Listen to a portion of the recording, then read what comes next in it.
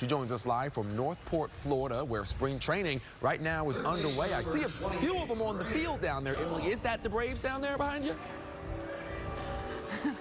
What's up, Alan? Actually, behind me right now, two college teams are playing, Iowa and the Sycamores of Indiana State. That's because it's too cold for them to start their season in their respective states, so they're here right now. But the Braves, they practiced this morning. And listen, for a second straight season, I can tell you this. This team is looking for the next guy who will step up as the Braves leader. They lost their last two in Freddie Freeman and Dansby Swanson. But if you ask me, the Braves are in good hands. I say that because their first full squad workout, the official first full squad workout, is on the 21st next week. But almost every single player on the Braves roster is already here in Florida. You're taking a look at pitchers and catchers this morning out on the field. You know, Kyle Wright, with a big old smile on his face, and why wouldn't he be smiling? He was the winningest pitcher in the league last season. He had 21 wins, 22 if you include the playoffs. How about catcher Travis d'Arnaud being funny out on the field, making some funny moves out there? The Braves have a full spring ahead of them, unlike last season because of the lockout. There's plenty of time to build team chemistry. The best way to do it, play golf.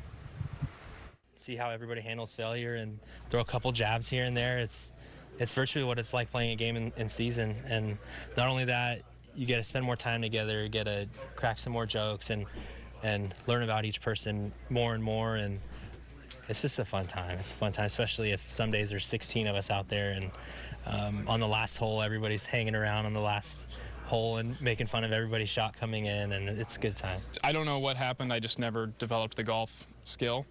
And I certainly don't participate in fantasy sports. So I just observe and like to make fun of everybody else who does those things. All right, so Spencer Strider, he made it very clear he does not like to golf with his teammates, but he does like to imitate them. So he's out there poking fun at them all day. So that's still team building. That's still part of the chemistry that they have to build. Coming up at 5, though, Strider, a big change you'll see from him entering this season. I'll tell you exactly what that is in just a bit. Reporting live from CoolToday Park, Emily Gagnon, Atlanta News First. All right, Emily, thank you. Talk to you soon. Strider's an interesting guy, and you'll soon get to hear from him if you don't know anything about how unique of a guy he is. But listen, he decided to switch his digits this offseason. His number that he wears on his back. He told us one of the reasons is because of Paul Rabel. Guys, he's the greatest lacrosse player of all time, in Strider's opinion. He played at Johns Hopkins, and he's actually the all-time points leader in professional lacrosse. You know, Strider used to play lacrosse, so he's a big fan, but there's another reason he decided to change his number. In honor of the star character Ricky Vaughn from the 1989 hit Major League, Braves pitcher Spencer Strider changed his jersey number from 65 to 99. 29 for John Smoltz was available. Got to Atlanta. 29's not available. 28 was taken by Olsen. And then I thought, all right, well, might as well get my own number. So I went with 99 for Rick Vaughn. In the movie, Ricky Vaughn is the Indians' closer. He's known as Wild Thing. Strider, also on the wilder side of things. He's a big, goofy personality in the clubhouse and on the mound. Did you notice how he called Ricky Vaughn Rick Vaughn? His explanation? One that'll make you laugh. Yeah, I guess at this point he's, 70-something years old, so it's a little more dignified. I'll call him Rick. I don't know. I guess I guess it is Ricky Vaughn all the time. You hear Rick as well in the movie. Funnier thing, fans will notice his number change right away. The skipper, not so much. And he's really a unique guy. Did he tell you why he changed to number 99? No, I didn't. Honestly, I didn't even realize he was 99, if you want to know the truth. I know who he is, so I really don't look on the back to see. No, tell me. If you're interested. Yeah, tell me. Heck, now you brought it up. Major League, the movie Major League. Yeah. Ricky Vaughn wore number 99, so he really liked it. Oh, really? Oh, good for him. But I'll look for that. I didn't know. His mustache stole the hearts of Braves fans last season. No doubt his new number will do the same. But don't forget, behind that mustache and in between that number, there's a 24-year-old. There it is, number 200. Who recorded over 200 strikeouts his rookie season. And listen, Strider was the franchise's first rookie to reach 200 strikeouts into the modern era. If you're wondering when the modern era started, it was in 1900.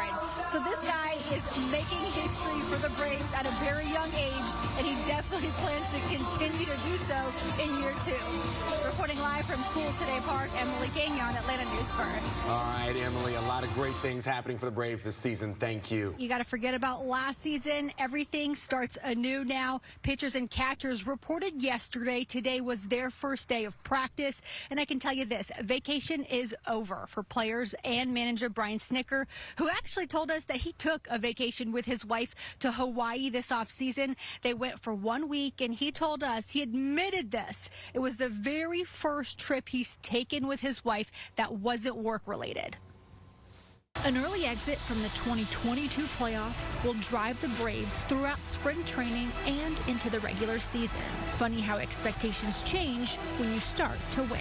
You know, it's what we wanted. There were no expectations when I first got here. Their dreams of winning back-to-back World Series became a nightmare when they were eliminated by Philadelphia in Game 4 of the NLDS.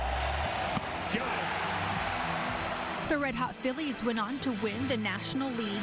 Kyle Tucker, this time they finish the job. But lost in the Fall Classic in 6 games.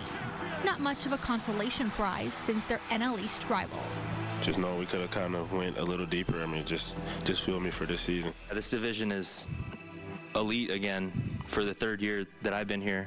You know, the Mets are going to be great. The Phillies are great. I think we got a good group in there, a really good group in there. Obviously, a lot of these guys have had a ton of postseason experience, winning, you know, the World Series a couple of years ago and coming off a 100-win season. I feel like we're in a good spot. The biggest roster change from a year ago is the absence of shortstop Dansby Swanson. He signed a big deal with the Cubs during the offseason. Known as the Lieutenant, Swanson wasn't only a stud at his position, but he also became the team's leader after the departure of Freddie Freeman. We'll soon learn who'll fill that void in the clubhouse. Part of the business, though, and I'm confident in the group that we have. We lost 2 of the main guys that, you know, set the tone for the whole team. Somebody's going to step up. And listen, Snit is confident in this group of guys. I'm going to tell you why you should be as well. You know, the first full squad workout isn't until next week on the 21st, but Ronald Acuna Jr., Ozzie Albies, Austin Riley, they're already here working out with the pitchers and catchers. They're ready to go, so leadership will not be a problem. Reporting live from CoolToday Park, Emily Gagnon, Atlanta News First. Can't wait for the first game, Emily. Thank you.